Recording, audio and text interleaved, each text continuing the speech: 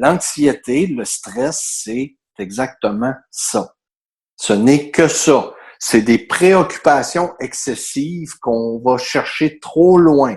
Et quand on apprend, vous me demandez c'est quoi qui a fait en sorte que j'ai basculé, Oui. ben c'est la compréhension du moment présent. Le moment présent.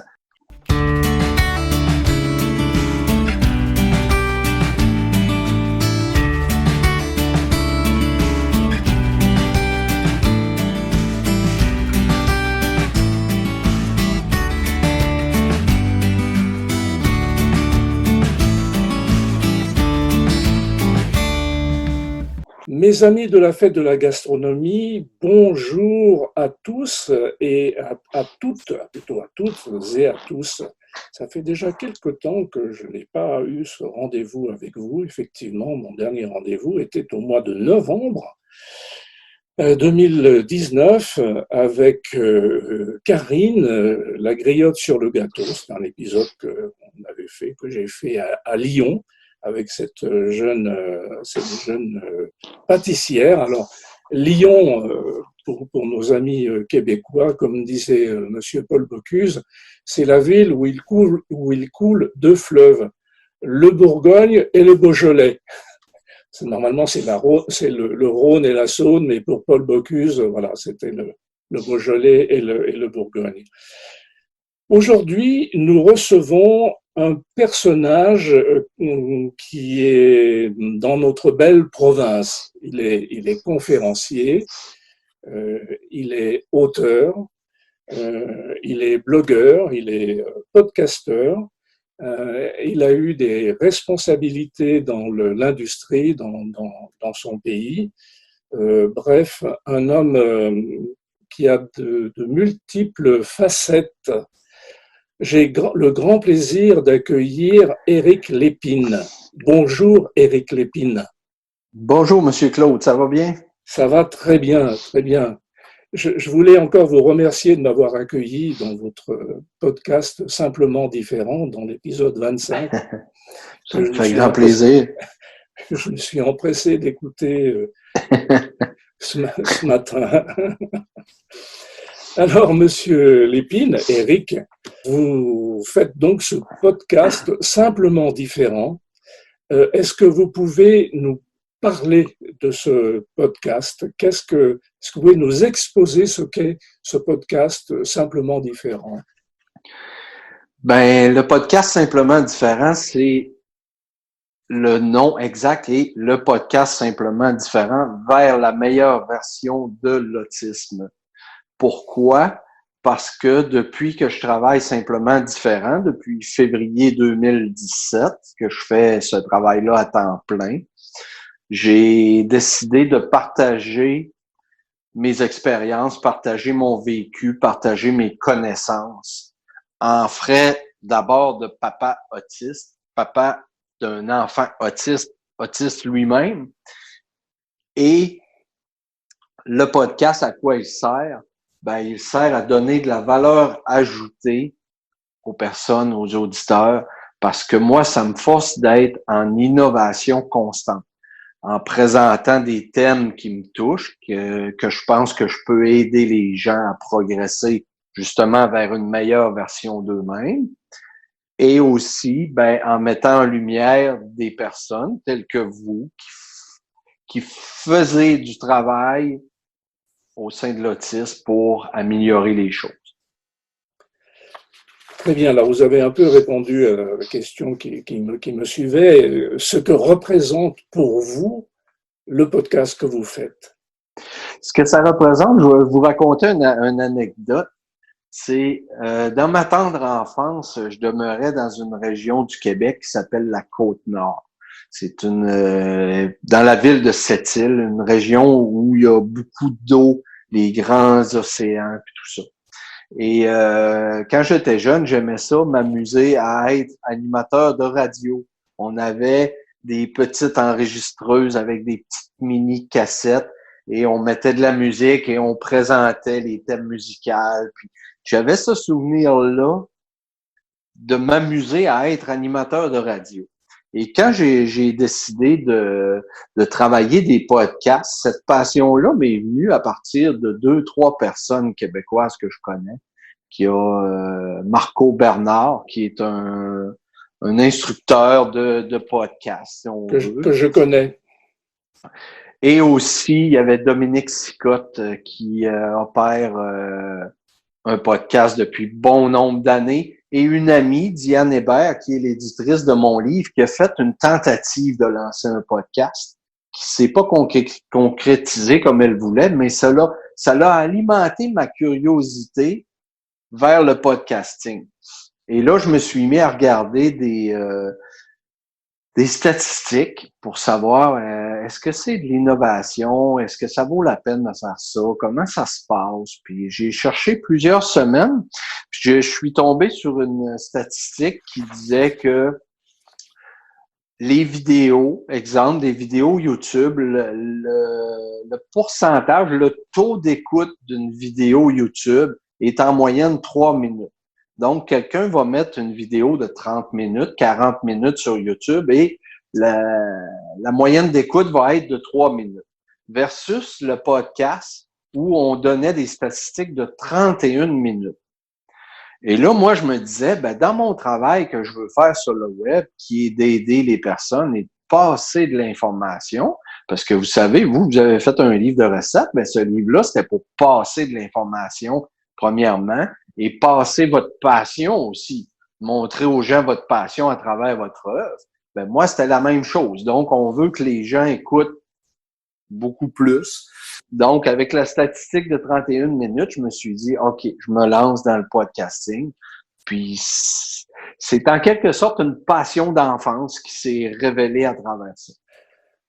Voilà, j'allais vous dire, est-ce que lorsque vous avez créé ce podcast qui vient, comme vous venez de l'expliquer, de l'enfance, de l'adolescence, est-ce que vous avez tout de suite pensé que vous alliez parler de l'autisme? Oui, exactement. C'est sûr que mon thème était choisi d'avance parce que, comme je vous ai dit, depuis février 2017, je travaille simplement différent, qui s'appelait au départ simplement différent, vivre l'Asperger. Parce que moi et mon fils avons le syndrome d'Asperger. Et quand j'ai lancé ça, sur Facebook notamment, j'ai eu beaucoup de succès avec, dans les 70 premiers jours, j'avais déjà 200 000 visionnements de mes capsules sur Facebook. Et à travers les 18 premiers mois, on parlait déjà de 2 millions de personnes atteintes sur Facebook. Donc, je savais qu'il y avait beaucoup d'intérêt pour l'autisme. Et comme moi, dans mon parcours de papa d'un enfant, un papa monoparental d'un enfant autiste, j'avais fait ce parcours-là beaucoup dans la noirceur parce qu'il existe des services d'aide qui sont présents, qui sont là, mais ces services d'aide-là sont pas toujours adéquats et ne sont pas toujours accessibles. Donc, moi, je me disais, en lançant ce podcast-là, il va travailler de 2 façons. Il va travailler d'abord pour mes auditeurs, leur donner de la valeur ajoutée, comme je vous ai dit. Puis en plus, il va travailler pour moi. Pourquoi pour moi? Parce que les thèmes que j'aborde, exemple, l'épisode numéro 9, où je parle de mon programme en ligne Anxiété KO pour aider les gens à contrôler leur anxiété, ben souvent, on va m'interpeller sur le web pour me dire, Éric, qu'est-ce que tu fais? C'est quoi tes conférences? C'est quoi ton programme en ligne? Et là, je dois répéter les mêmes choses constamment et je perds beaucoup de temps à répéter et répéter et répéter. Et maintenant, ben mon podcast travaille pour moi parce que quand une personne m'interpelle sur un thème précis, je vais la référer à l'épisode numéro qui concorde avec le thème dont cette personne me parle. Oui, vous êtes très très bien organisé. Pardon. Est-ce que vous avez d'autres domaines d'expertise que l'autisme? C'est sûr que quand j'ai lancé ça, je parlais beaucoup de l'autisme parce que c'est une chose qu'on vit ensemble, c'est une différence qu'on vit familialement, moi et mon fils. Mais à travers ça, j'avais à vivre beaucoup d'anxiété depuis ma tendre enfance. Et j'ai développé des outils, pas j'ai développé, mais j'ai découvert des outils qui m'ont aidé à combattre l'anxiété avec succès. Et là, j'ai décidé de faire une espèce de branche pour aider les gens de ce côté-là. Parce que j'aime beaucoup faire de la formation, enseigner, renseigner les gens. Et l'anxiété de ce côté-là, ben, m'a aidé à avoir une branche similaire. Mhm. Et aussi, en complexité avec ça, ben moi, je viens du monde industriel. J'ai beaucoup de bagages du côté industriel. Et quand je suis arrivé sur le web, il y a beaucoup de mes connaissances qui se sont transposées de ce côté-là pour m'aider à monter ma communauté web. Et c'est une chose que je fais aussi présentement depuis quelques années. Je vais coacher, je vais donner de la formation à des personnes qui démarrent sur le web, comment créer leur communauté web, comment créer le fondement, les bases de ce qu'ils doivent présenter sur le web, etc. Donc, je travaille pas mal ces 3 champs d'activité-là. Oui. Vous en avez parlé avec Marco Bernard de cette activité de formation que vous avez maintenant, dont vous venez de parler. Non, Marco Bernard, je l'ai interpellé du côté de questionnement à Ah oui, propos du ah podcasting, oui. mais je n'ai jamais rencontré Mario en personne. J'ai discuté avec lui, puis il suit un peu le développement de mes activités, parce que dernièrement, ben, il y a quelques mois, je lui avais dit, Mario disait que, pas Mario, Marco, Marco. excusez, Oui. Marco disait que 80% des podcasts ne dépassaient pas l'épisode numéro 7. Oui. Ils mouraient avant. Et moi, quand j'ai atteint l'épisode numéro 7, j'étais bien content de lui écrire pour lui dire Marco, je mets en ligne mon épisode numéro 7. Puis cette semaine, il a vu passer un post que j'avais fait que j'avais publié l'épisode numéro 24. Donc, Ouais. j'ai eu droit à des félicitations de sa part. Oui, oui, non, je suis pas étonné, mais il doit être très fier que vous fassiez tout ça, que vous fassiez de la formation sur le podcasting, ça doit être très bien. Et il doit être très content de ça. Est-ce que l'on pourrait revenir tout à l'heure, à l'instant, vous avez évoqué des outils, vous avez, avec lesquels vous avez bâti ou des stratégies par rapport à Oui. l'anxiété. Vous pouvez nous en dire Oui. quelques mots? Oui. Ce programme-là s'appelle Anxiété KO. KO Ah oui, oui, pour oui. knockout, en référence à la boxe.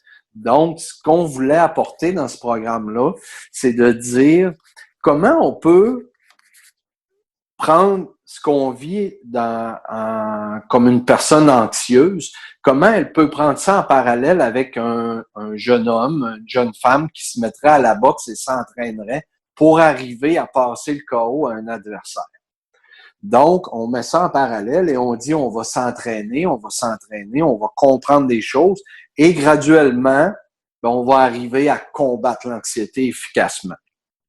Et comment j'ai fait ça? Mais je me suis entouré de gens qui sont, je pense, des références dans leur domaine précis à eux. Donc, on a fait un package deal, si on veut, si on peut parler de ce terme-là, pour englober le plus de choses possibles. Mais Anxiété KO, c'est d'abord et avant tout mes expériences à moi. Comment je les vis, comment je les ai traversées, comment encore, parce que des fois, j'enseigne à des groupes d'étudiants et ce que je leur enseigne, moi, je le vis quotidiennement. Je suis pas au-dessus de ça, là.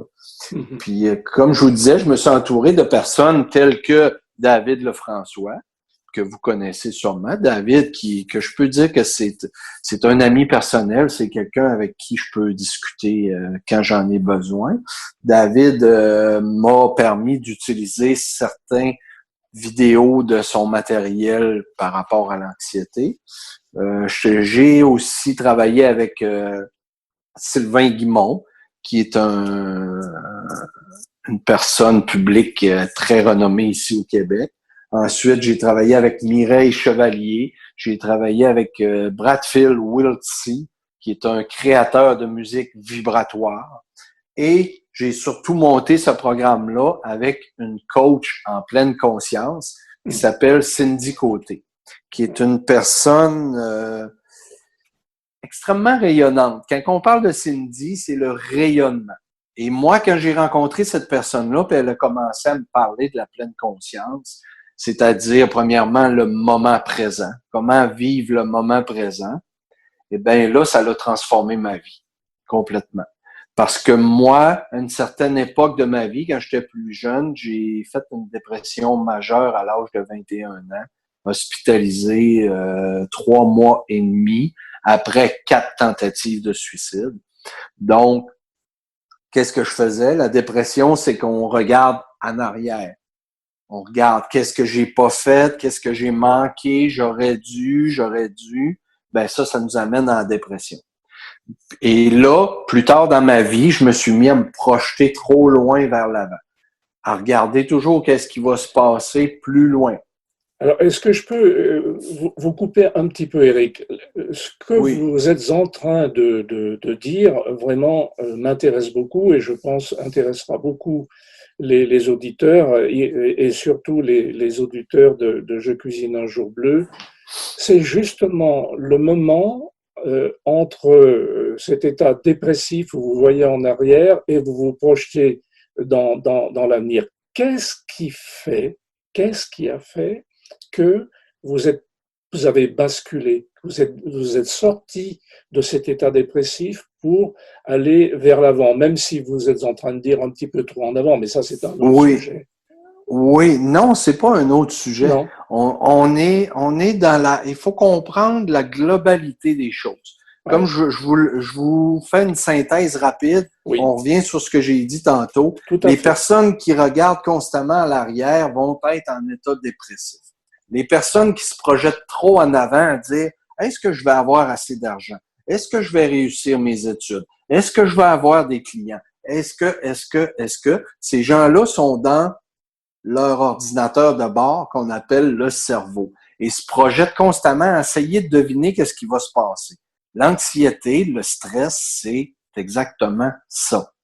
Ce n'est que ça. C'est des préoccupations excessives qu'on va chercher trop loin. Et quand on apprend, vous me demandez c'est quoi qui a fait en sorte que j'ai basculé, Oui. ben c'est la compréhension du moment présent. Le moment présent. De dire ce matin, je me lève et je contrôle quoi? Moi, présentement, on est confiné ici au Québec. Je me lève ce matin. Est-ce que je peux aller faire des conférences dans les écoles? Est-ce que je peux contacter des entreprises? Non, du tout. Ben là, je pourrais tenter de me projeter à dire, est-ce que je vais avoir de l'argent le mois prochain? Est-ce que je vais faire des conférences? Non. Aujourd'hui, qu'est-ce qui se passe dans ma journée, dans mon moment présent? Je vais mettre mon attention là-dessus et je vais le booster en énergie pour être satisfait de ma journée globale. Puis je trouve que c'est un beau parallèle avec ce que vous faites comme passion, parce que les gens qui cuisinent, les grands cuisiniers, je me souviens pas des noms des chefs qu'on a parlé ensemble dans mon podcast, mais ces gens-là, c'est sûr et certain que c'est des gens qui sont dans le moment présent, parce qu'ils peuvent pas se permettre d'être en train de faire de la cuisine et de penser à 1000 tracas qui sont beaucoup plus loin. Leur attention est focusée dans leur plat, dans leur recette. Bien sûr, bien sûr. Ça m'amène à une autre question. Est-ce que vous pourriez dire que cet état de basculement et de sortie de la dépression, et donc est-ce que ces moments dépressifs sont presque obligatoires pour aller de l'avant et aller vers ce basculement, cette prise de conscience? C'est sûr qu'on ne souhaite pas de passer ces périodes-là. Évidemment. Quand on parle de dépression majeure à l'âge de 21 ans, c'est la santé mentale. Puis là, qu'est-ce qu'il y a? C'est on reçoit des étiquettes. Donc, notre ego prend beaucoup de On en prend pour son rhume, si on veut. Mais par contre, ça permet une compréhension. Parce que moi, quand j'ai vécu ça, par la suite, j'ai toujours gardé en tête, OK, j'ai dû plier un genou à ce moment de ma vie-là parce que je suis quelqu'un qui aime être en action. Moi, la mise en action positive, c'est ma force comme être humain.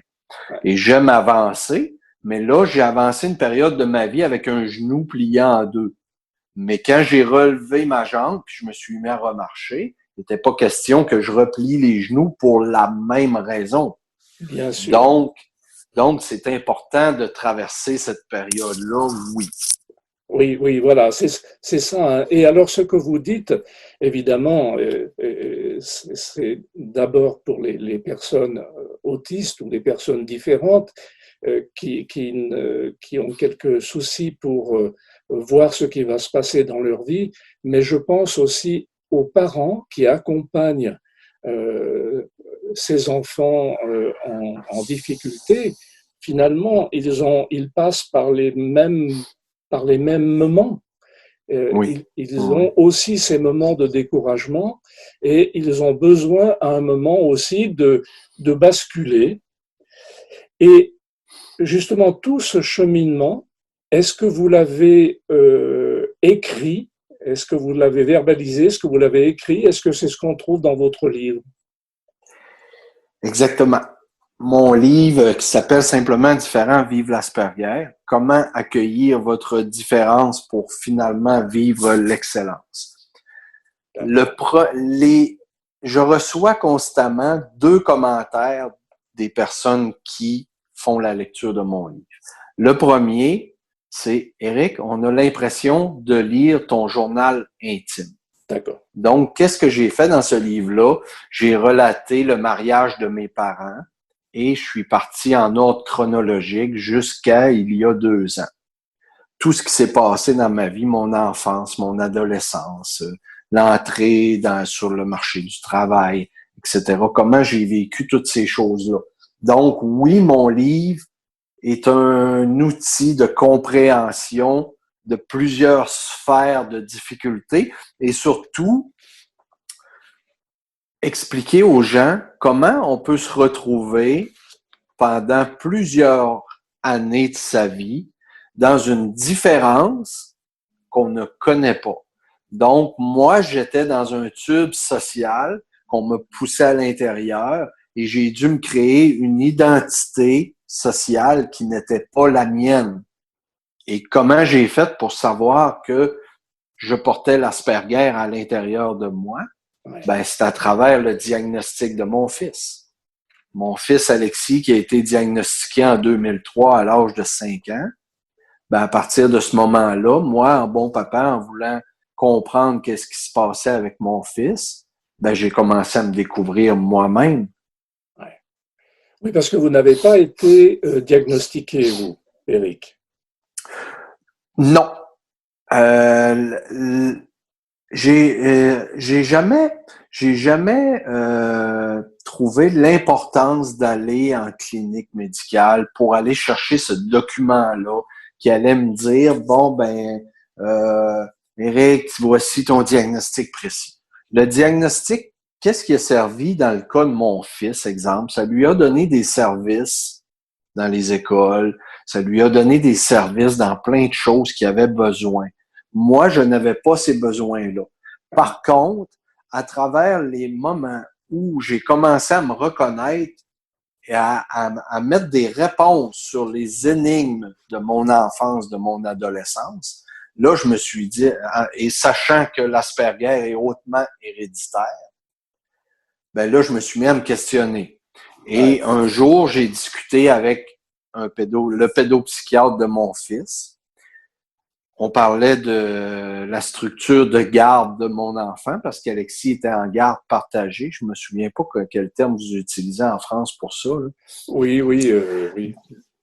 Donc, mon fils allait une semaine chez sa mère, une semaine chez moi, puis ça ne convenait pas. Et le pédopsychiatre me dit, Éric, tu dois t'occuper de cet enfant-là, son avenir en dépend. Et j'ai demandé au spécialiste, pourquoi moi?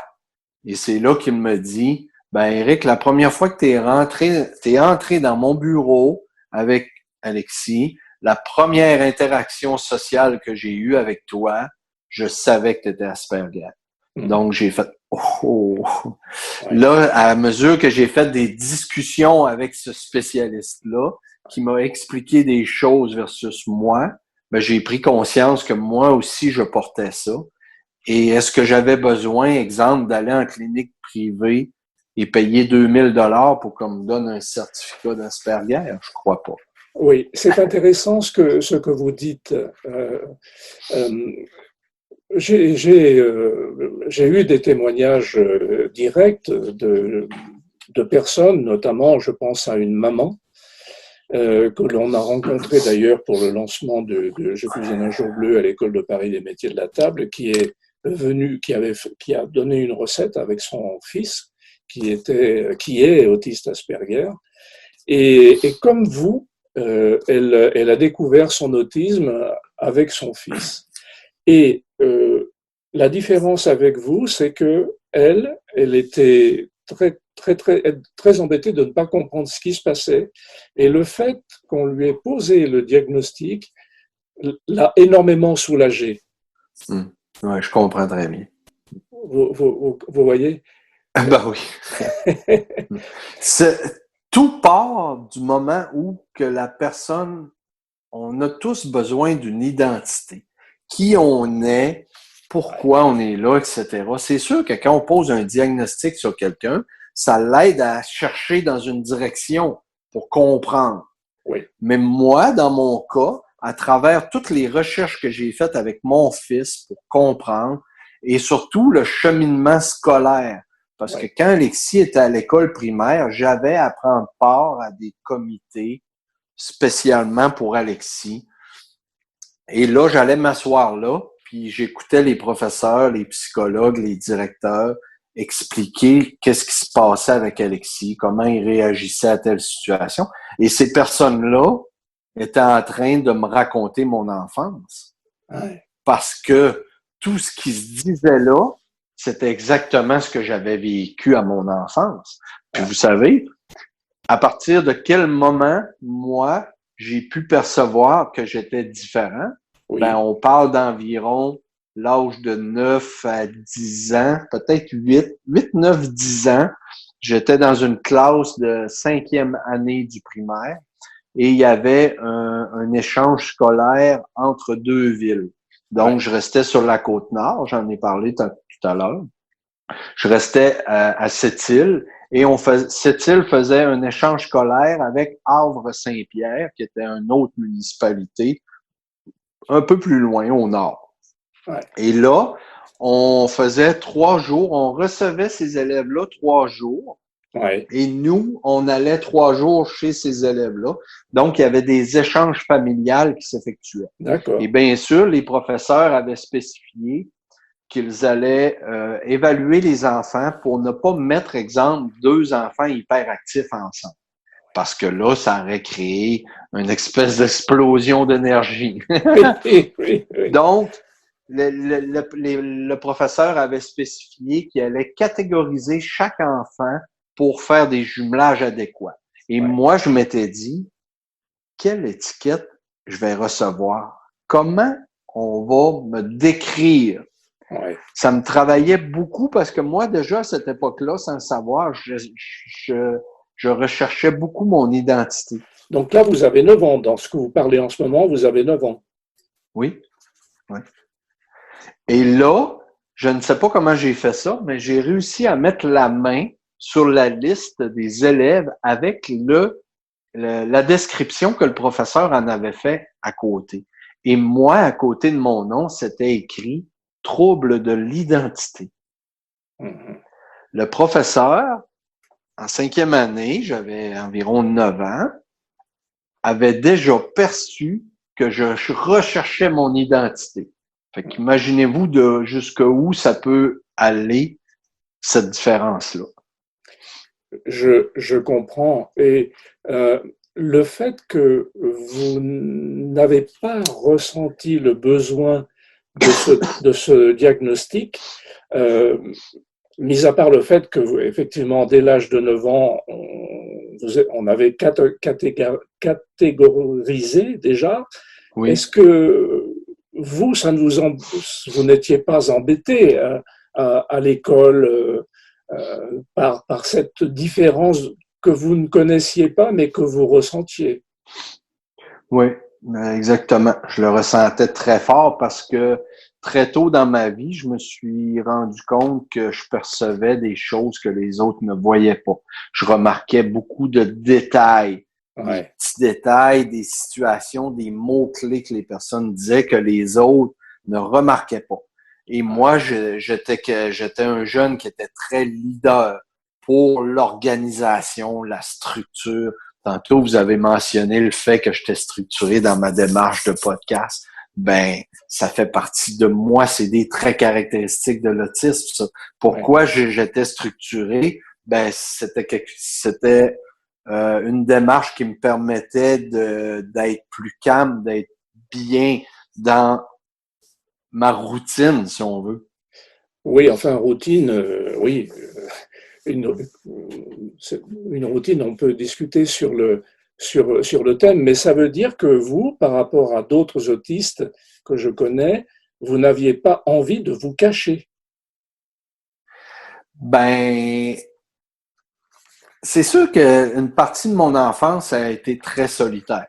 OK? Ouais, ouais. J'avais des amis qui étaient toujours plus jeunes que moi parce que Ah oui, j'étais très souvent rejeté par mes pairs du même âge voilà, voilà. Oui, qui, c'est eux identifiaient cette différence-là et me repoussaient. Donc, j'avais toujours des amis 2, 3 ans plus jeunes que moi. oui. Ça, c'est quelque chose. Ouais. Est-ce que vous dites ça parce que vous étiez justement leader, vous aimiez organiser les choses, vous aimiez dire eh ben, c'est moi qui fixe les règles du jeu, et de ce fait-là, les gens de votre âge disent tu nous casses les pieds, va voir ailleurs. Ben, je pense que, à vrai dire, j'avais même pas la chance de me rendre jusque-là parce on me tassait bien avant que je sois rendu là. Ah oui, ah oui, ah oui, ah oui. Donc à ce moment-là, quand même, vous vous dites bon, il y a quelque chose qui est vraiment différent, je ne suis pas comme mes copains, quoi. Mm.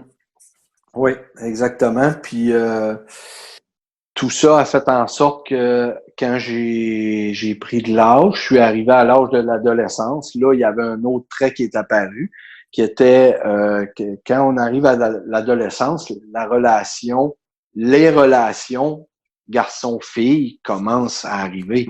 Donc, les possibilités de relations amoureuses, les rapprochements. Moi, j'étais pas du tout dans le game. Ouais, J'étais pas là. Dans mon livre, je raconte des anecdotes très drôles là-dessus ouais. où j'étais pas capable de décoder les signaux qui m'étaient lancés par les jeunes filles. Oui, oui, ça c'est vrai que c'est un trait beaucoup. Joseph en parle beaucoup aussi de ce phénomène-là. Et donc, comment sont passées vos études? Est-ce que, entre guillemets, vos études ont été normales? Ou est-ce que vous êtes passé par des systèmes de formation parallèles ou, Ben, dans mon cas, à moi, ça s'est relativement bien passé toutes les années où on a demeuré sur la côte nord, comme je vous le disais. Donc, mon école primaire, le secondaire 1, le secondaire 2, j'ai fait ça avec facilité, avec des résultats hors du commun. Je me rappelle au secondaire que on m'avait envoyé représenter l'école dans des Méritas. Donc, on m'avait fait passer des examens sur toutes les matières globales et je réussissais à atteindre les niveaux d'exigence de chacune de ces matières-là sans même les avoir faites, sans même avoir reçu l'enseignement. Donc, ma facilité de déduction était très, très forte. Donc, on pouvait me faire des examens en musique, en chimie, en physique. J'avais jamais suivi ces formations-là et je réussissais à passer les examens. oui, Donc, Ça, c'était la première phase. Et quand mes parents sont déménagés pour revenir dans notre région natale, qui est le Saguenay, ben, la structure d'enseignement était différente. Et là, mes résultats se sont écrasés jusqu'au moment où j'ai réussi à passer mon secondaire 3. Mon secondaire 4, ça a été très, très difficile. Mes notes ont baissé, je vous dirais, de facilement 30%.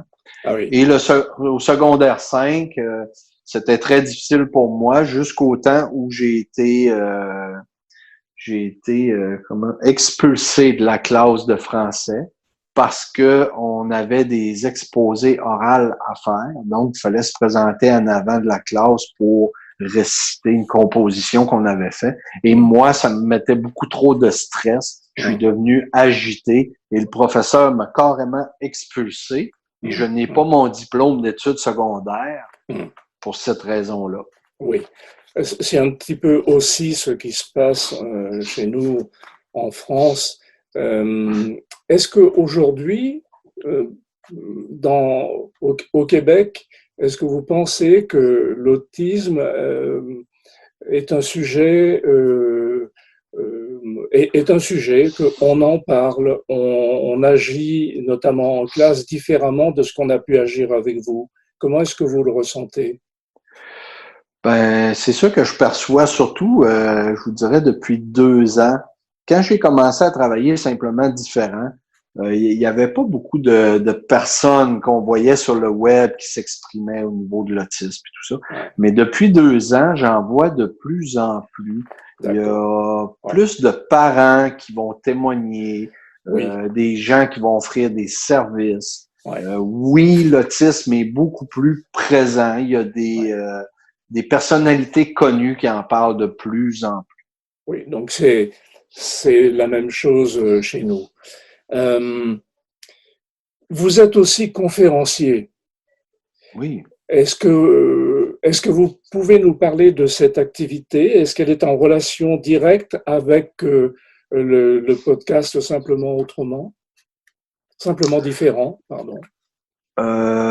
Oui, parce que ce que je parle dans mes conférences, c'est sûr que c'est de faire la lumière sur la différence qui est l'autisme. Donc, les personnes à qui s'adressent ces conférences-là, c'est souvent le milieu scolaire. Donc, je peux aller m'adresser à des jeunes pour leur expliquer les traits caractéristiques de l'autisme. Comment on vit ça? Qu'est-ce qui se passe à l'intérieur de moi? Ce que j'aime dire aux gens, c'est que moi, je viens pas vous donner une formation sur l'autisme. Je vais ouvrir ma cage thoracique, puis je vais vous faire vibrer l'autisme. C'est ça que les gens me disent. Ils me disent, Éric, tu nous as présenté ça d'une façon qu'on n'a jamais vue. On a l'impression de vibrer ça. Puis c'est ça ma mission. Donc, je le fais avec les parents, les grands-parents, les spécialistes, les étudiants, les élèves. Je vais dans les écoles primaires. Je vais aller présenter des conférences à des jeunes de 8, 9, 10 ans. Des fois, je vais travailler avec des jeunes adultes dans la vingtaine. Je vais travailler, comme je vous ai dit, avec des adultes, les grands-parents. Qu'est-ce qu'ils font, ces personnes-là? Ils viennent s'asseoir, puis ils écoutent, puis ils me disent « Oh, là, je viens de comprendre telle situation avec mon enfant. » Pourquoi, exemple, le regard fuyant? La difficulté de garder le contact visuel avec un interlocuteur. Moi, je vais expliquer comment ça se passe dans ma tête, comment les gens perçoivent ça, c'est quoi, comment expliquer ce trait caractéristique-là. Et là, il y a des lumières qui allument, des professeurs qui vont me dire, j'ai un enfant autiste dans ma classe et je ne suis pas capable d'avoir le contact visuel avec cet enfant-là. Et moi, j'essaie de le forcer et plus je le force, plus il se désorganise. Ben, écoutez, madame, vous venez de comprendre, là, je vous l'ai expliqué, ça change les choses. Il y a d'autres manières de faire. Est-ce que vous pourriez, comme vous venez d'un milieu industriel, que vous avez différentes casquettes, différentes manières de voir les choses, est-ce que vous pourriez faire un podcasts sur d'autres thèmes ou des podcasts sur d'autres thèmes. Oui, effectivement. Je pourrais en faire un en lien expressif, un lien direct avec l'anxiété, par exemple. On pourrait travailler que ça. Comme je vous disais tantôt, je vous mentionnais la coach en pleine conscience, Cindy Côté, qui participe chaque premier mercredi du mois, vient parler de pleine conscience. Donc, dans le podcast, on a un volet pleine conscience. On peut faire ça. Aussi, je pourrais travailler au sein de dire aux gens comment on peut booster une communauté web. Je pourrais développer tout ça. Et totalement dans une autre pensée, ben là, je pourrais parler au niveau de l'excellence du service. Exemple, quand moi, j'étais directeur d'une quincaillerie industrielle, ben comment je travaillais avec mes employés pour optimiser le service. Comment je travaillais avec les représentants sur la route pour le développement de la clientèle. Je pourrais faire un paquet de choses comme ça. Oui, je pensais à ça. Ça, ce serait vraiment sans doute très intéressant. Et d'ailleurs, qu'on soit autiste ou pas autiste, mais justement, les autistes ont cette faculté d'aller jusqu'au bout des choses et même au-delà. Et dans leur domaine de compétences, ils sont extrêmement précis et sans doute, je pense que votre expérience dans l'industrie par rapport à votre autisme et à toutes les stratégies que vous avez mises en œuvre, je pense que ce serait intéressant pour beaucoup de gens de les écouter. Ben, il y a un volet simplement différent qui s'appelle simplement différent intégration, où j'offre mon expertise en milieu industriel, pas aux personnes autistes, mais à ceux qui les entourent pour bien les comprendre. Parce que j'ai une facilité d'expliquer les choses, de faire comprendre et de trouver des solutions. Et comme quand j'étais dans le milieu industriel, je me rappelle, j'étais en supervision de représentants sur la route et il y a des jours, je partais avec ces gars-là, je m'en allais sur la route rencontrer des clients et j'évaluais leur travail.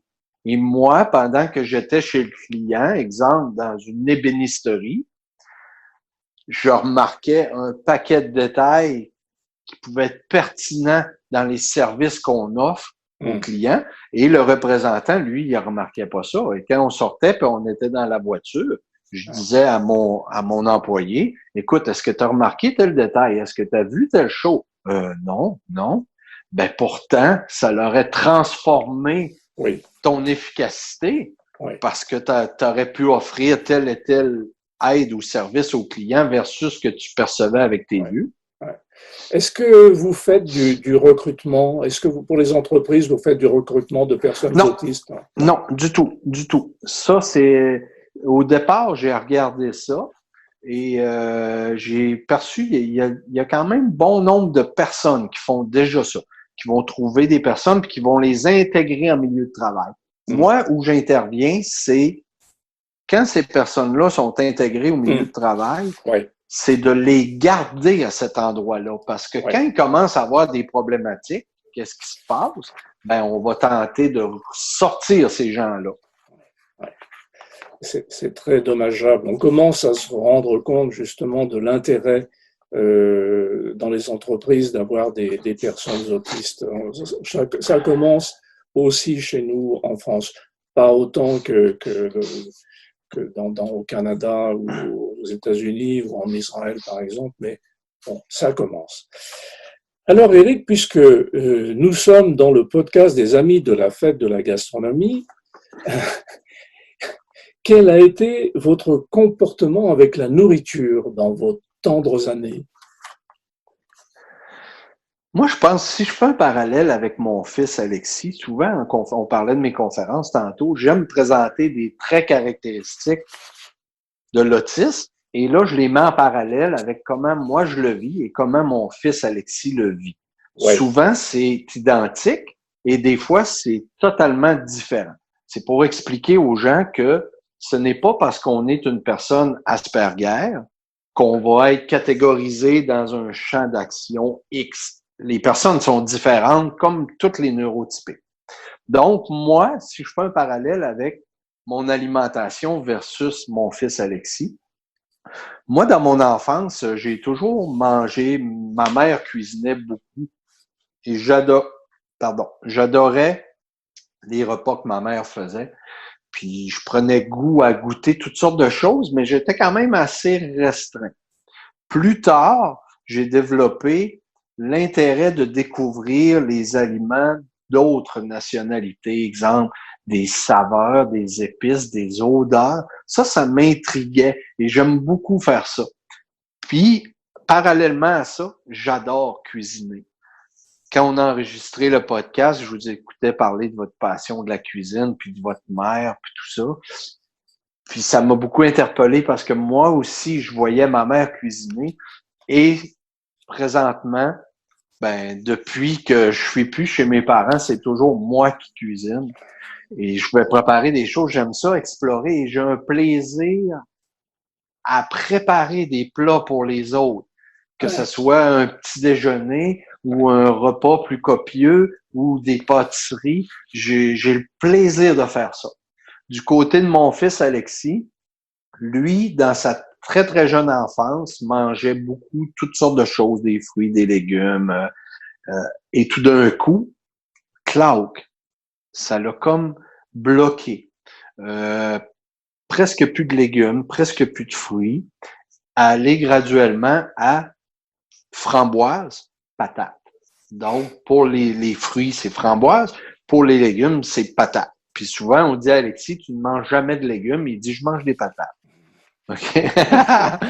Donc, Alexis, lui, n'a pas de plaisir à cuisiner, ne s'intéresse pas à la cuisine, alimentation très restreinte, une relation difficile avec l'alimentation. Puis ça lui cause déjà, à l'âge de 21 ans, des problèmes de santé parce que on discutait avec son médecin il y a quelques semaines, puis on parlait déjà il appelle ça le syndrome du côlon irritable. Donc, Alexis commence déjà à avoir des séquelles. Puis j'ai discuté de ça avec lui et on commence à réintégrer des aliments, exemple des légumes, mais sous forme de jus de légumes, graduellement. Donc, on fait des progrès, mais vous voyez la différence entre moi et mon fils, c'est vraiment très large. Oui, vous n'avez pas eu à mettre en place de stratégie pour échapper ou pour vous nourrir comme vous aviez envie. Non. Puis comme je vous disais, j'adore découvrir les nouvelles cultures. Puis je devais être en France le 29 mai 2020 et j'avais très hâte d'aller là pour découvrir la gastronomie puis les choses typiques de l'endroit puis tout ça. Ouais. Il faudrait venir à Lyon. Alors justement, Éric, j'avais une autre question qui est liée aux racines que l'on a avec le Québec. Est-ce que dans l'alimentation que vous avez ou que vous voyez au Québec, est-ce que vous sentez les racines françaises? Je pourrais vous dire quelque peu. Oui, il y a beaucoup de plats français. Je vous dirais, je perçois surtout ça dans ce qu'on appelle ici, chez vous aussi sûrement, les boulangeries, où on va préparer des pâtisseries, des sortes de pains. Souvent, on va faire la différence entre le pain traditionnel québécois et la baguette française. On va voir souvent ces termes-là en boulangerie. En restauration, beaucoup moins perceptible. On voit moins. Où je vais percevoir ça, c'est quand il va y avoir des festivals ou des occasions où on va présenter des gens de l'extérieur, mais il n'y aura pas seulement la France, mais il va y avoir plusieurs pays représentés. Dans ces occasions-là, on peut percevoir les choses. Puis où j'ai le plus d'échanges au niveau culinaire, c'est quand moi, je me permets exemple, fabriquer une tourtière traditionnelle familiale et que je vais la mettre sur mon profil Facebook. Là, les gens de la France vont me dire, mais qu'est-ce que c'est? Les gens, à l'inverse, vont s'intéresser de dire, hey, est-ce que je peux avoir cette recette-là? Je connais pas ça. Qu'est-ce qu'il y a là-dedans? C'est quoi les ingrédients? Oui. J'ai des échanges avec les gens. Mais absolument, c'est ça qui est important, c'est le partage. Dans la manière de faire vos courses, comment est-ce que vous faites? Est-ce que vous allez vers les producteurs qu'il peut y avoir autour de chez vous? Est-ce que vous allez dans les supermarchés? Comment est-ce que vous achetez et comment est-ce que, en général, les Québécois achètent de quoi manger? C'est sûr qu'en région, ici, ben, vous savez que nous, on a un gros 6 à 7 mois de période hivernale. Oui, Donc, c'est difficile d'aller dans un marché pour se procurer des légumes frais, exemple.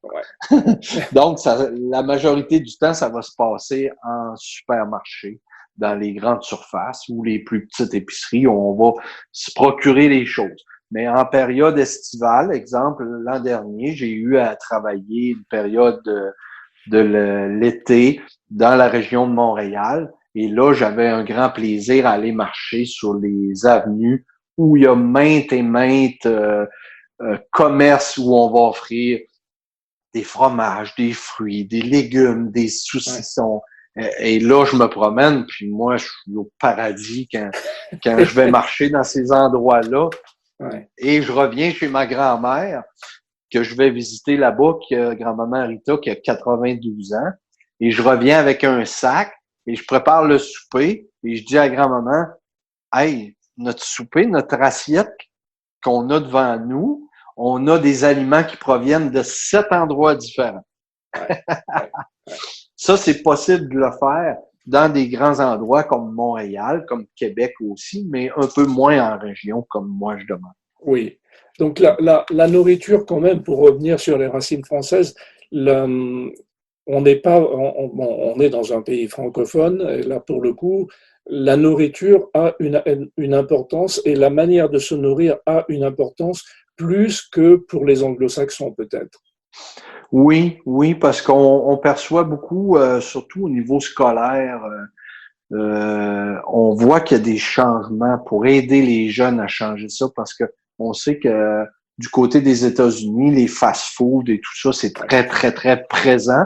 Et ça s'en venait comme ça aussi au Québec. Beaucoup de fast-food et beaucoup de ce qu'on appelle les boissons énergisantes, qui sont des fois pas très bons pour la santé, qui étaient même présentes dans le milieu scolaire et qu'on a retiré. On a ouais, enlevé les boissons gazeuses et on va mettre des jus plus naturels, des bouteilles d'eau.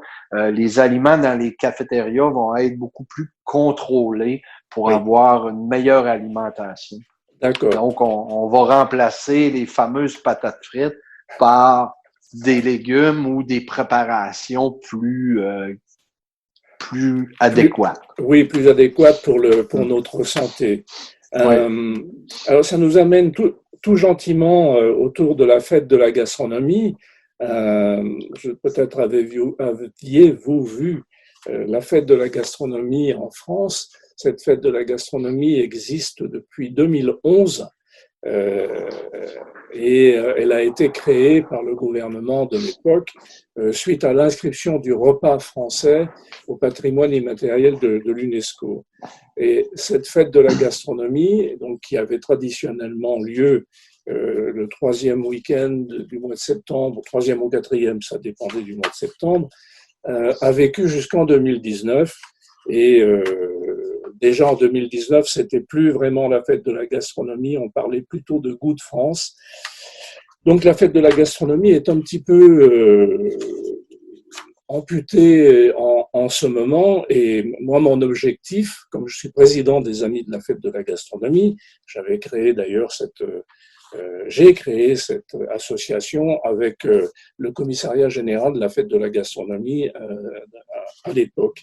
Et je me disais, est-ce que, par exemple, par rapport à ce qu'on vient de dire, est-ce que vous, Eric, vous pensez que on pourrait suggérer des événements culinaires sur une journée ou 3 jours ou une semaine au Québec? Est-ce qu'il y a déjà des initiatives autour de la cuisine au Québec? Et est-ce qu'on Oui, pourrait... oui, oui, oui, oui.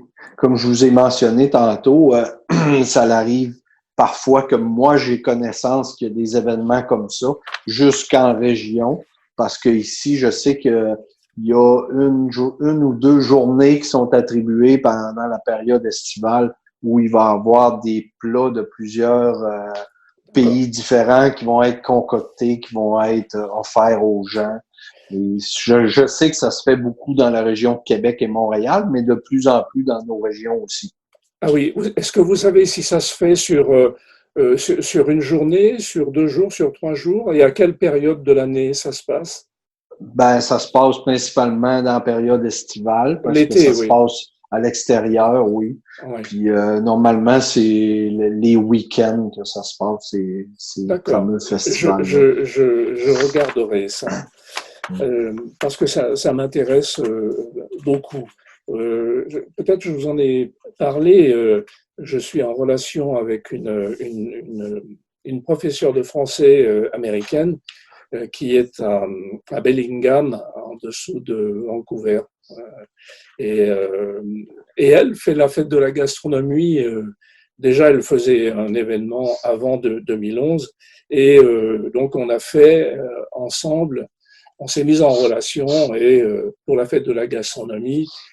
Donc, je l'ai fait inclure dans la fête de la gastronomie. Et donc, on a fait de très beaux événements. Et donc, j'ai fait 2 podcasts avec elle. Vous pourrez aller voir. Elle s'appelle Catherine Housselin et où on parle justement de la manière de se nourrir. Et bon, c'est assez édifiant. Et il y a beaucoup d'attentes et d'espoir sur le sujet. Ben, malheureusement, ce qui se passe sur le marché, c'est que souvent, quand on veut s'alimenter plus adéquatement, de façon plus biologique, plus santé, ben le prix d'achat va augmenter en conséquence. C'est ça qui est triste. Oui. Est-ce que vous êtes en relation avec des producteurs ou pas du tout? Non, pas vraiment. D'accord, d'accord, ok. J'aurais voulu avoir, dans la situation que l'on vit, j'aurais voulu avoir vos sentiments à propos de ce confinement. Comment le vivez-vous et comment vous le voyez vous-même, cet événement? Enfin, cet Ben, événement le confinement, au départ, confinement. qu'est-ce qui a bouleversé les gens, c'est que ça a changé leur routine. Les gens qui chaque jour se présentaient au travail, partaient de la maison, s'en allaient au travail, puis que là, ils sont confinés chez eux. Moi, ça a été un peu l'inverse parce que, étant travailleur autonome, je travaille de chez moi déjà. Donc, si je reste chez moi, ça change rien. Mais ce qui s'est passé, c'est que j'ai été coupé de l'extérieur. Tantôt, je mentionnais que je peux plus entrer en contact avec les écoles. Je peux plus contacter les entreprises, etc. Mais au départ, tout ce que j'ai enseigné aux personnes qui ont pris part à mon programme Anxiété KO, qui est justement, je vous parlais tantôt du moment présent, ben, je suis capable de me garder là. Et moi, je travaille avec des valeurs d'être humain Oui, qui sont affichées dans mon bureau, oui. puis que je regarde chaque jour, qui sont la paix, la contribution, la connexion, loyauté, humour, foi et courage. Donc, pour faire une belle journée, passer une belle semaine pour moi, je dois me conformer à ces valeurs d'être humain qui sont là. Et ce que j'ai remarqué, c'est que les 3 premières semaines du confinement, j'étais très en paix, malgré le stress financier, perte de plusieurs milliers de dollars de contrats, etc., puis que je savais pas ce qui allait se passer plus tard, mais je suis resté en paix de dire, Éric, reste calme, aie confiance, aie la foi en toi, et tout va bien aller. Et donc, je l'ai appliqué comme ça. Mais plus ça l'avançait, ben plus c'est sûr que le côté socialisation, qui est une difficulté pour les personnes Asperger, mais là, j'avais pas à socialiser avec les autres. Mais rendu à un certain moment, après 4, 5 semaines, c'est sûr que là, mes parents me manquent. Les personnes que j'ai l'habitude de côtoyer me manquent parce que je peux plus voir ces personnes-là. Puis ici, on a même fermé la région. Donc, je peux pas me diriger puis aller, exemple, dans la région de Montréal, voir ma grand-mère ou faire quelque chose. Fait que c'est sûr que c'est extrêmement difficile de ce côté-là. Là, on recommence progressivement à réouvrir les secteurs. Oui, chez vous aussi, on parle de déconfinement Oui, au Canada. Ouais. oui. Depuis cette semaine, il y a des dates qui sont mentionnées pour la réouverture des écoles, la réouverture des commerces, la réouverture des régions. Ouais. Hmm. Oui, chez nous aussi, c'était très controversé d'ailleurs, notamment sur l'école. Bon, enfin, on va bien voir ce qui va se passer. On craint beaucoup une deuxième vague. On va bien Hmm. voir, on va voir ce qui va arriver malheureusement. Donc, la seule chose qu'on puisse faire, c'est de respecter les gestes barrières et de rester un maximum Ouais, confiné chez soi oui. et éventuellement de se faire aider par vous, Eric. Là, effectivement, vous avez une carte importante à jouer et un bien énorme à apporter à des gens qui sont dans l'anxiété ou qui ont peur du lendemain. Oui, puis je suis très fier de ça, de notre programme Anxiété Co, parce que j'ai beaucoup d'histoires à succès Ouais, dans ces oui, formations-là. On a fait 5 groupes présentement depuis que j'ai mis en branle ce programme-là. Et dans ces 5 groupes-là, il y a principalement des femmes, parce que les hommes sont moins ouverts à parler de leur anxiété. Les hommes vont le faire en coaching privé. Donc, ouais, seul à seul avec moi, mais ouais, voudront pas le faire en groupe, même si ça se passe sur le web. ouais, Et là, j'ai des histoires à succès. Pour moi, c'est quoi une histoire à succès? C'est exemple, une personne qui s'appelle Linda, qui, lorsque je la connais, est médicamentée pour l'anxiété, est en arrêt de travail, est complètement retirée chez elle. Elle n'a plus de socialisation, elle fermée, beaucoup de stress. Et présentement, cette personne-là, après plusieurs semaines, après beaucoup de compréhension, beaucoup de travail de sa part, en utilisant les outils qu'on lui a offerts, mais cette personne-là a retrouvé un nouveau travail, a retrouvé un nouvel amoureux, et on voit une personne souriante. ah, oui, oui, Et souvent, ces personnes-là me disent, Eric, je te remercie. Oui, je vais prendre les remerciements, mais attention, moi, je suis simplement un levier. Et c'est toi qui as actionné ce levier-là pour te propulser. Parce qu'il y a des gens qui suivent la formation, qui vont écouter, mais qui ne mettent pas en place les conseils qu'on donne, mais le résultat n'est pas là. absolument. Alors justement, ça m'amène, Eric, à une question par rapport à votre fils. Euh, Est-ce que vous pensez, et quel rôle a joué votre autisme par rapport à l'éducation de votre fils Alexis? Ben, au point de départ, j'en ai parlé tout à l'heure, quand le pédopsychiatre me dit, Eric, tu dois prendre charge de cet enfant-là parce que c'est son avenir qui en dépend. Puis je lui ai dit, pourquoi moi? Et là, il m'a mentionné qu'il avait perçu les traits de l'autisme Asperger dans ma personne. Et on a discuté ensemble et j'ai compris que qui de mieux que la personne qui conduit la voiture de course pour enseigner à quelqu'un à conduire la voiture de course.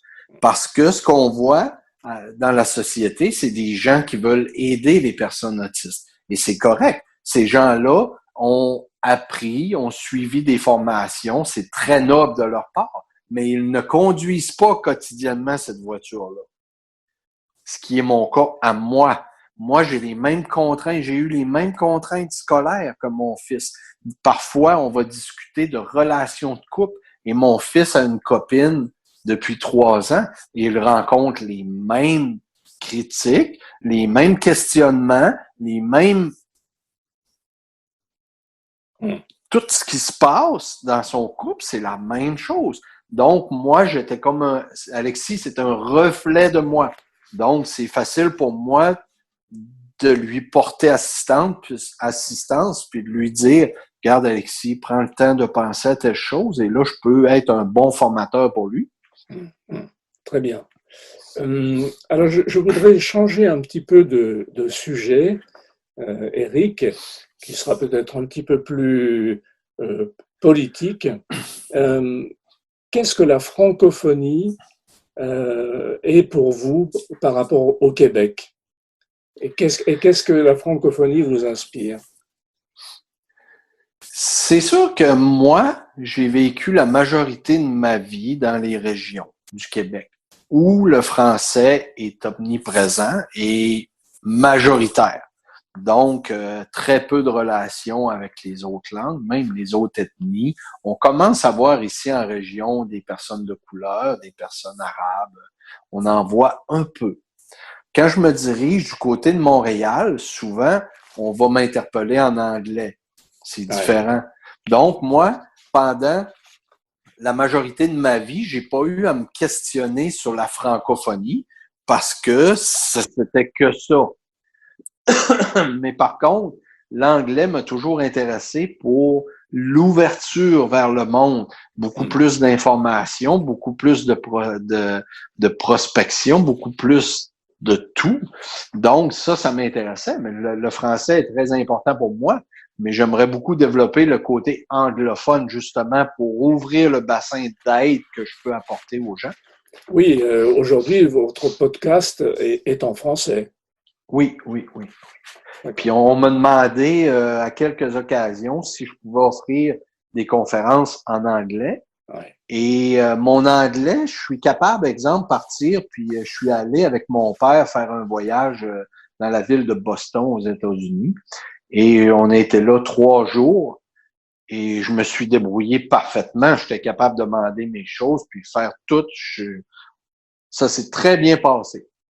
Mais monter sur une scène, m'adresser à des gens pendant 120 minutes, 90, 120 minutes, sur un thème qui est l'autisme avec des mots clés, ça serait difficile pour moi de le faire présentement. Ouais, ouais. J'ai une question qui peut-être va vous tirer par l'oreille ou la barbe.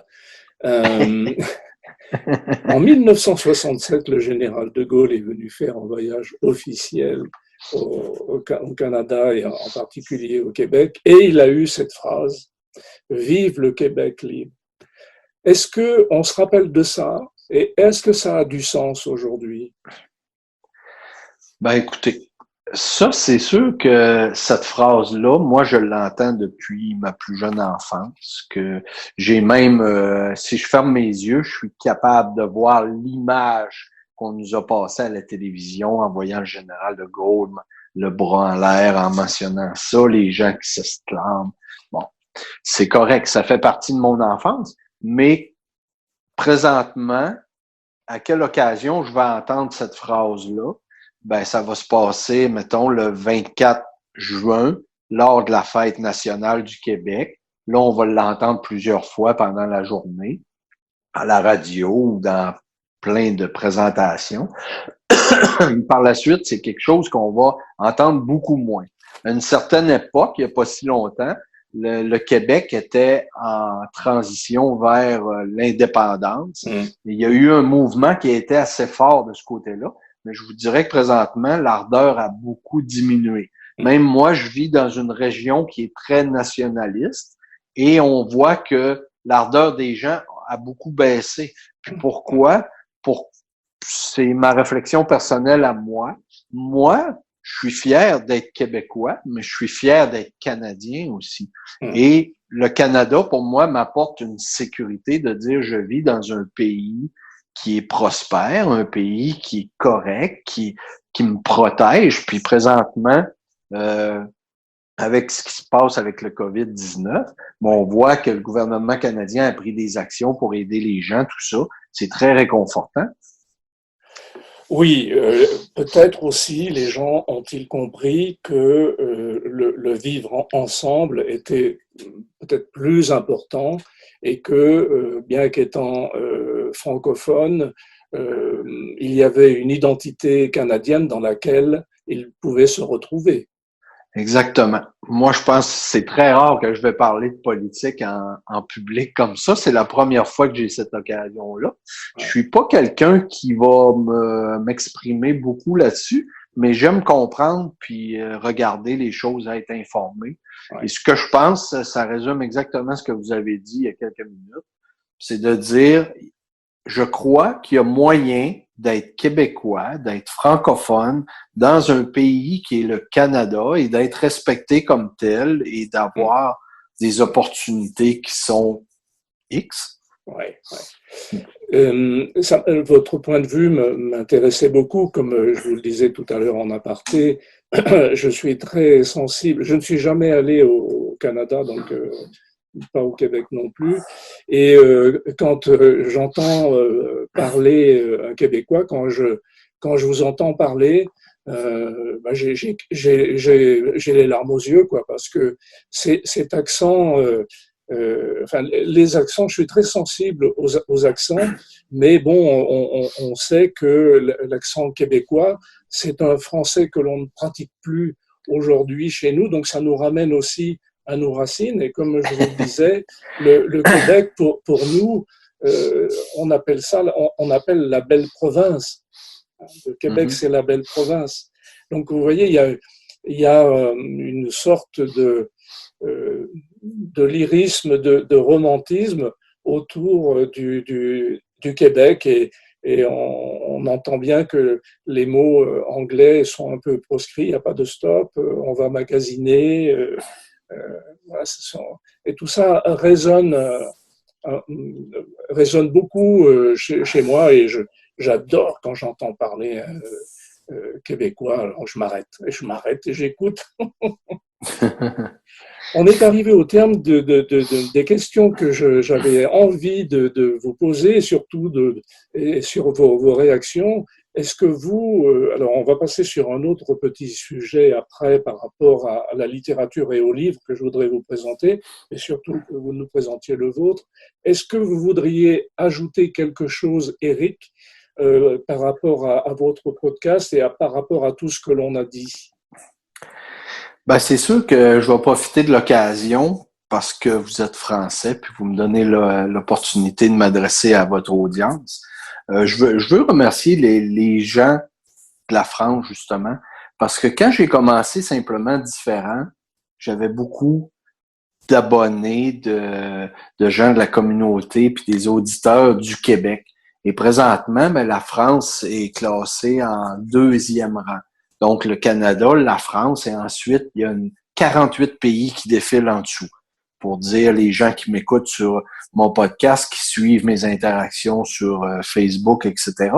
Mais j'ai beaucoup appris des gens de la France qui m'aident à comprendre qu'est-ce qui se passe là-bas au sein de l'autisme.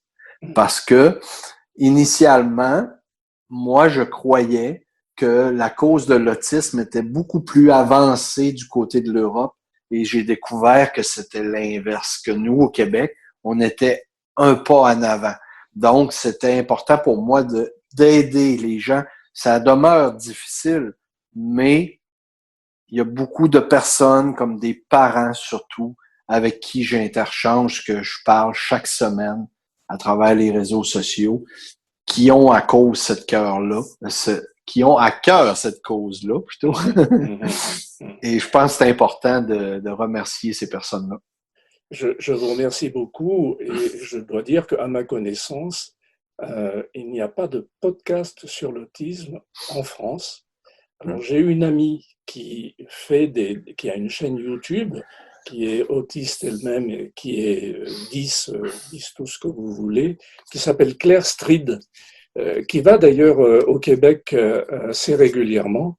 Et elle intervient aussi sur Facebook très régulièrement sur des thèmes en pleine conscience notamment. Mais sur les podcasts, je n'entends pas. À part elle et sa chaîne YouTube, je n'entends pas. Alors, Éric, je voudrais qu'on aborde un petit peu, avant de terminer, l'aspect des livres, de la littérature. J'ai quelques livres à présenter, mais j'aimerais bien que vous nous présentiez votre livre. Où est-ce qu'on le trouve et vous me dites que vous prévoyez un second. Est-ce que vous voulez nous en parler aussi? Oui, ben mon livre présentement, c'est simplement Différent, vive l'Asperger, comment accueillir votre différence pour finalement vivre l'excellence. C'est un livre qui a été lancé en 2018, en mars 2018, qui s'est vendu à plusieurs exemplaires présentement à travers mes conférences, mes formations, à travers mon site web. D'accord. Il y en a bon nombre. J'en ai envoyé bon nombre en France. On peut l'acheter. Où peut-on l'acheter? C'est sur mon site web au www.simplement-différent.com. Dans la boutique, vous avez accès aux livres format papier ou format électronique aussi pour les gens qui préfèrent cette façon-là. C'est un livre qui démontre le courage que j'ai eu à travers la méconnaissance de qui j'étais, de réussir à m'auto-transformer et d'amener mon fils, et je vais dire mes enfants, parce que j'ai une fille aussi qui est pas autiste, mais que je dois guider quotidiennement, d'amener les personnes à atteindre une meilleure version d'elles-mêmes. Puis mon deuxième livre, je suis en train de l'écrire. C'est un livre où je veux amener les gens à comprendre comment on peut se propulser d'une version vers une autre version. Oui. Donc, moi, qu'est-ce qui a été vraiment stratégique pour moi avec des anecdotes précises? Comment j'ai analysé? Exemple, je vous parlais de mes valeurs d'être humain tantôt. Ça, les valeurs, c'est quelque chose qui m'a été enseigné par Cindy Côté, la coach en pleine conscience. Et là, je vais expliquer aux gens comment j'ai pris conscience de l'importance des valeurs et comment on fait pour les identifier et qu'est-ce que ça fait. Là, je vais exploser plein de thèmes qui sont importants pour moi puis qui m'ont permis de me propulser vers une meilleure version d'être humain que je suis jour après jour. Eh bien, je suis sûr que ça intéresse beaucoup de gens. Alors, je vous remercie Eric pour ce livre. Donc, mesdames, messieurs, allez sur le site d'Éric Lépine, Simplement Différent, pour trouver et ce que Eric dit, où il partage ce qu'il fait et aussi son livre et le prochain également. Je voulais vous citer aussi 3 livres de Joseph Chovanec, Nos intelligences multiples, où là, Joseph parle de la diversité. Voilà. Un autre livre qui est un petit peu étonnant pour Joseph, mais on en parlait tout à l'heure avec vous, Eric et Alexis, c'est De l'amour en autistan. Alors, dit par Joseph Chovanec, c'est assez intéressant. Ces livres sont édités L'amour en autistan, c'est chez Plomb. Nos intelligences multiples, c'est les éditions de l'Observatoire. Et il y a aussi Je suis à l'Est, qui est chez Plomb, où là, Joseph parle un petit peu de ce que vous avez fait, vous, dans votre livre, de ses expériences depuis la petite enfance. Donc, c'est très intéressant. Je voulais aussi vous citer un livre. Alors, ça, ce sont des compatriotes à vous, Eric. C'est Brigitte Harrison et Lise Saint-Charles. Peut-être vous connaissez, ce sont 2 Québécoises. Oui. Hein, oui. Vous connaissez, qui ont écrit L'autisme expliqué aux non-autistes, que j'ai. Donc, évidemment, je vais me procurer le vôtre. Hein. Ça m'intéresse beaucoup pour une de mes petites filles, justement. Je voulais également évoquer Hugo Oriot, qui est un autiste Asperger, écrivain, il écrit des scènes de théâtre. Alors, Hugo a fait plusieurs bouquins. Celui que j'ai entre les mains, c'est L'Empereur, c'est moi. Donc, Hugo Oriot, je le connais. J'ai assisté à une de ses pièces de théâtre à Avignon. Et avec Joseph Chovanec, on a fait une conférence. Alors nous, Joseph et moi, sur Je cuisine un jour bleu. Et Hugo Oriot sur L'Empereur, c'est moi. C'est un garçon absolument charmant, évidemment. Comme le sont en général les autistes Asperger ou les autistes tout court. Il y a un autre bouquin aussi dont je veux vous parler. C'est un garçon que je connais par Facebook interposé, mais on communique assez régulièrement. Il s'appelle Peter Patfall et il a écrit un bouquin qui s'appelle Comment garder un enfant autiste quelques heures pour aider ses parents. Alors c'est illustré avec toutes les situations que peuvent rencontrer l'oncle ou la tante ou les copains qui viennent garder des enfants autistes pour permettre aux parents de souffler un peu. Oui, Eric, je vois que vous avez un livre dans le... Oui, je veux, pendant que vous mentionnez des livres, j'ai un livre important à vous parler qui n'a pas rapport avec l'autisme, mais qui aide tellement d'enfants partout. C'est un outil que j'ai découvert justement qui a été écrit par Julie Cadorette et Cindy Côté, la coach en pleine conscience que je vous parlais, qui s'appelle Mon journal du soir pour 365 nuits de rêve et une vie extraordinaire. Ouais. C'est un petit journal qui va aider quotidiennement avec des exercices différents chaque jour, qui va aider l'enfant à augmenter l'estime de soi et la communication avec le parent. Ça, là, c'est un petit journal qui a été vendu jusqu'à présent à plus de 4000 exemplaires. C'est quelque chose que j'ai toujours avec moi, que je présente aux parents et qui est un outil fantastique. Et je sais qu'il est de plus en plus distribué du côté de la France. D'accord, très bien, je vais regarder ça, je le mentionnerai. Je voudrais aussi parler d'un livre d'un de mes amis, Albert Algou, qui est un écrivain qui est aussi animateur de radio, qui intervient sur France Inter. C'est un humoriste aussi, et il a un fils un fils autiste qui s'appelle Bonnie.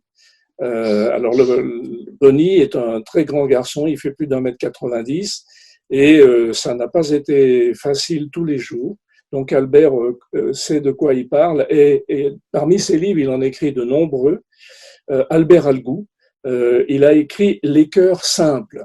En fait, il s'est rendu compte, c'est un homme extrêmement cultivé, il s'est rendu compte qu'en littérature, il y avait beaucoup de personnages parmi nos grands auteurs, aussi bien français que étrangers, que l'on nomme le ravi, le Babelais, le Simplet.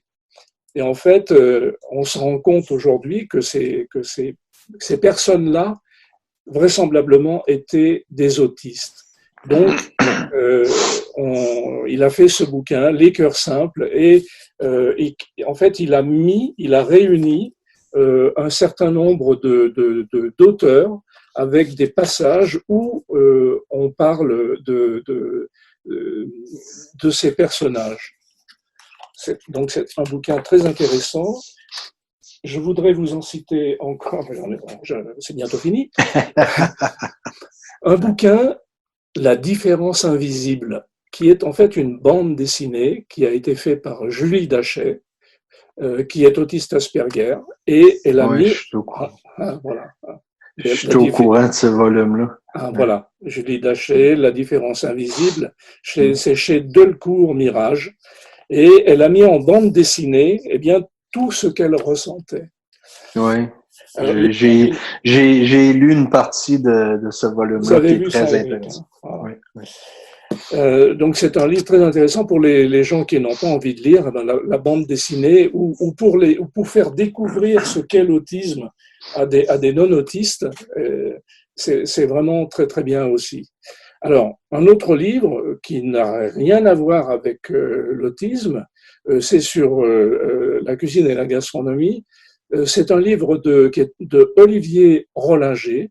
C'est un très grand chef français. Il a écrit un livre qui s'appelle Pour une révolution délicieuse.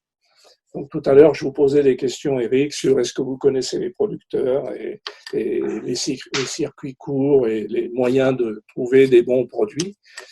Eh bien, Olivier Rollinger, alors c'est un grand chef français, comme je viens de vous le dire, et il avait un restaurant 3 étoiles à Cancale, donc au bord de la mer, pas très loin du Mont-Saint-Michel. Et donc, ce chef passe en revue toutes les bonnes pratiques qu'il faudrait avoir pour bien se nourrir. Donc, ce n'est pas simplement que la cuisine, mais c'est tous les moyens de s'alimenter, donc de la graine jusque dans l'estomac. C'est vraiment très intéressant. Olivier Rollinger pour une révolution heureuse. Et pour terminer, eh bien, je voudrais rappeler Je cuisine un jour bleu, Joseph Très Cholonec important. et Claude Carin, aux éditions Terre Vivante, préface de Guillaume Gomez, chef des cuisines de l'Élysée, et Michel Roth. Michel a été chef de cuisine au Ritz pendant 15 années. Nous arrivons au terme de cette émission, de ce podcast.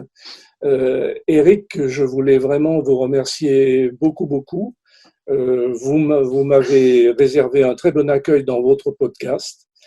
Et vous avez eu la gentillesse d'accepter que je vous interviewe à mon tour dans le podcast des Amis de la Fête de la Gastronomie. Et puis, ça me semble aussi important que les familles qui ont des enfants ou même des adultes différents connaissent votre travail, savent ce que vous faites, parce que évidemment, le sujet de l'autisme, beaucoup de gens s'en emparent, mais les visions sont différentes. Donc, pour se faire un avis, il faut avoir plusieurs points de vue. Donc, je suis très intéressant et très content que vous ayez accepté, parce qu'effectivement, vous amenez une vision différente et aussi un parler différent. C'est-à-dire qu'en fait, on dit les mêmes choses, mais autrement. Et parfois, ça, c'est très important. Donc, merci beaucoup, Éric. Merci à vous. Avec grand plaisir. Mes amis de la Fête de la Gastronomie et tous les autres, eh bien, à très bientôt. Le prochain épisode, donc là, nous sommes sur l'épisode 20. L'épisode 21, je vais interviewer deux autres podcasteurs qui font partie du podcast Parler Cuisine, Marc Bergeret et Guy, qui depuis 3 ans font un podcast sur des recettes de cuisine. Ce sont des gens charmants. Et en parenthèse, Éric, c'est donc par Marc Bergeret que je vous connais. Et c'est lui qui m'a parlé de vous, et c'est lui qui est en Angleterre. Et Guy est à Bruxelles. Et c'est aussi Marc Bergeret qui m'a initié au podcast, à laquelle je ne connaissais rien. Et après, je me suis aussi rapproché de Marco Bernard. Donc, je vous remercie beaucoup, Éric. Mesdames et messieurs, merci de votre écoute et à très bientôt pour l'épisode 21. Merci, au revoir.